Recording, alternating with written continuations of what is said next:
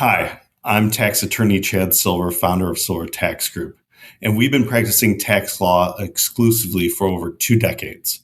Silver Tax Group is one of the most aggressive and experienced tax defense firms in the country.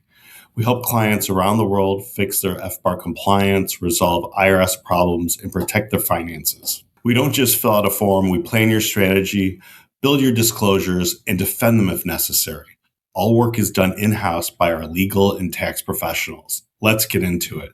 What if I told you there's a simple form that could cost you over $16,000 in penalties for every single year you forget to file it as a U.S. expat? Miss it for 4 years, you could be looking at over $60,000 in fines, even if you owe zero tax and maybe it was a totally honest mistake.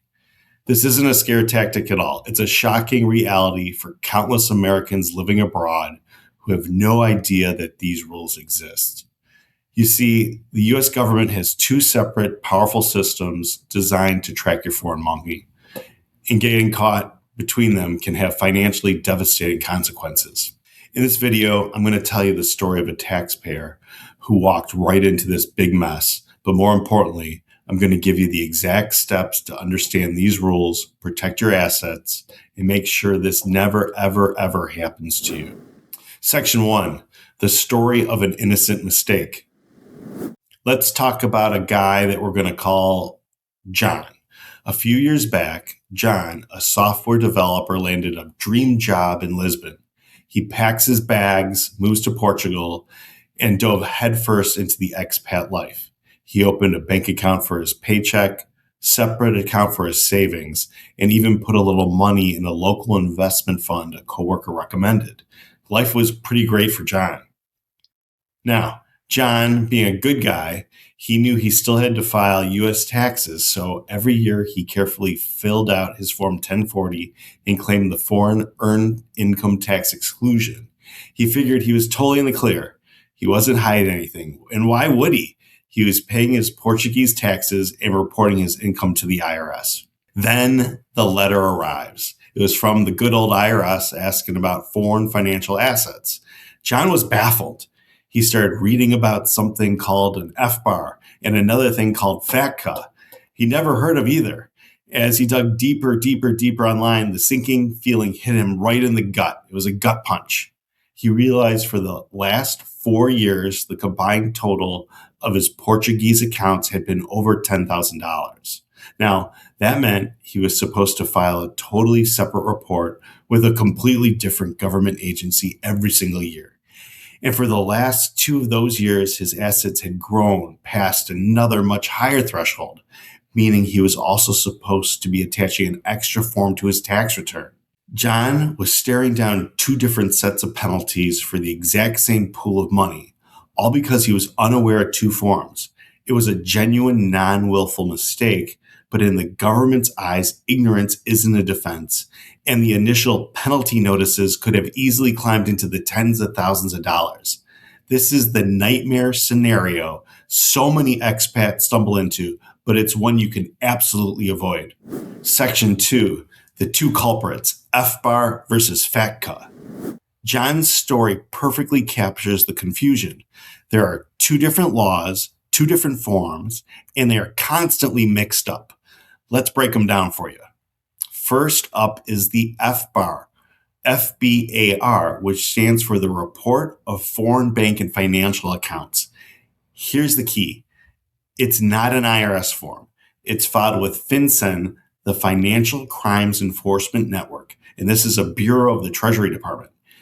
Its job is it sniffs out money laundering and other crimes, major financial crimes. The second is FATCA, the Foreign Account Tax Compliance Act.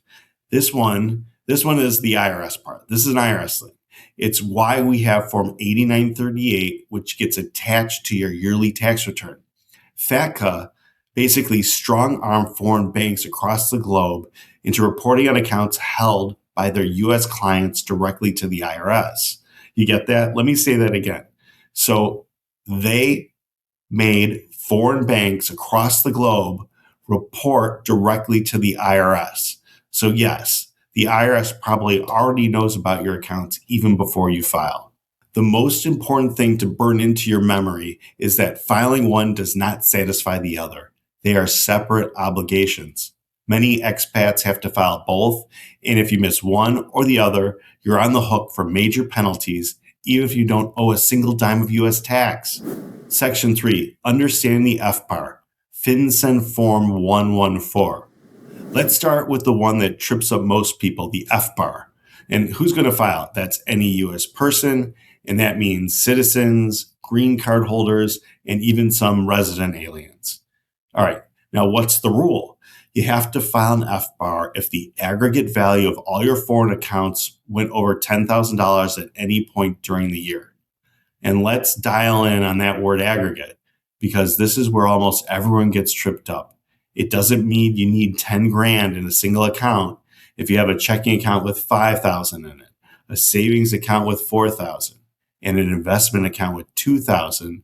Their combined value is $11,000. Wham, boom, crossed right past that $10,000 threshold. You have to file an FBAR and list all three accounts. It doesn't matter if the total only spiked above $10,000 for one day. The rule gets triggered. Reportable accounts are what you expect, like bank and brokerage accounts, but there's also things you might not consider, like some foreign mutual funds or a life insurance policy with a cash value. The FBAR is filed online through the BSAE e-filing system, which is totally separate from your tax software. It doesn't happen when you go to H&R Block. It doesn't happen when you use TurboTax. The official deadline is April 15th, but you get an automatic, no questions asked extension to October 15th. It's an automatic extension where normally when you have to get an extension for a tax return, you have to file that separately. Section 4, Understanding FATCA, Form 8938. Now, for the other half of this duo, FATCA and its Form 8938. This form plays by totally different rules. While the FBAR has that one low simple threshold, FATCA's thresholds are much, much, much higher and change based on where you live and how you file. For a U.S. expat living abroad filing a single, that's a U.S. expat living abroad filing a single, you only have to worry about Form 8938 if your foreign assets are worth more than $200,000 on the last day of the year, or if they top $300,000 at any point during the year.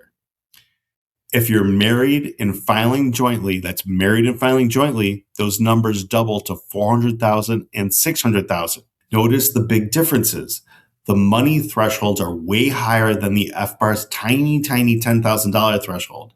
And FATCA covers a broader range of specified foreign financial assets, including things like foreign stocks and bonds, things that are not held in a U.S. account, or an interest in a foreign partnership. One thing to look at is whether you're holding bonds in paper or are they being held by an institution. It makes a difference. Now, unlike the FBAR, Form 8938 is attached directly to your Form 1040 and filed with the IRS. Its deadline is simply your tax deadline, including your extension. So it's incredibly common for an expat to need to file an FBAR because those are over 10 grand. But not need to file Form 8938 because they're under $200,000. But as your savings grow over time, you can easily end up like John, crossing both tripwires without realizing it. Section 5, the penalties. What's really at stake? The penalties for getting this wrong are not a slap on the wrist. They can be devastating, and let's start with FBAR. If you just made an honest mistake, what the government calls a non-willful failure to file, that's a non-willful failure to file, the civil penalty can be up to $16,536 for each year you missed. Thanks to a recent Supreme Court case that's now per form, not per account, which is a small relief, but still quite a large number. Now, if the IRS decides your failure was willful, meaning you knew about the rule and chose to ignore it, the penalties are catastrophic. We're talking a fine of either $165,353 or 50% of the highest balance in your account for the year, whichever is greater. If you have $500,000 in an account, that's potentially a $250,000 penalty per year, and they can even pursue criminal charges against you, which is the worst because then you go to jail.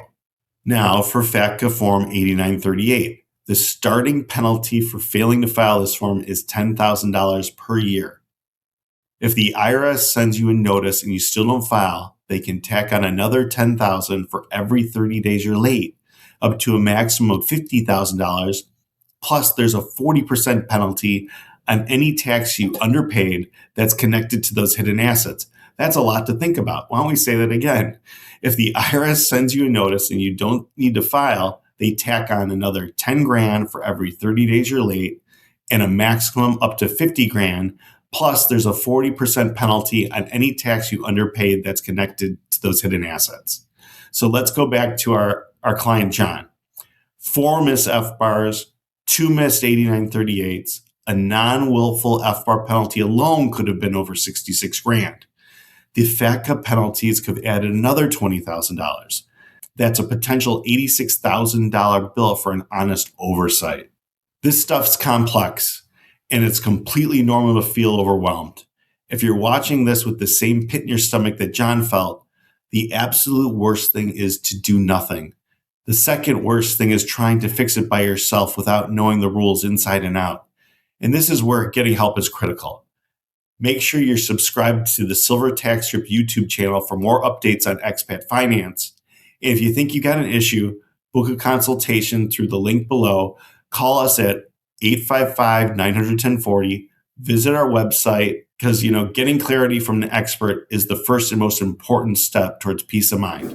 Section 6, the solution, how to get compliant.